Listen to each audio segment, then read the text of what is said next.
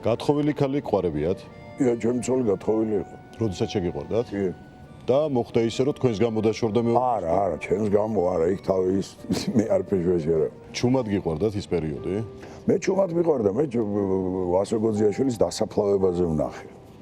ჩამოსული ვიყავი, უკვე სწავლობდი ინსტიტუტში და ლიკაში შეყვარებულების უყველა და უცბად რაღაცა მითქიეს ვინ არის რა არის და მე დავიწყე გაგება სად ვინ სად როგორ და მე რო ჩამოვდიოდი და რო დამთავრდა ინსტიტუტის ამბები და თეატრის გახსნის დრო იყო ეს დაემთხვა ერთმანეთს.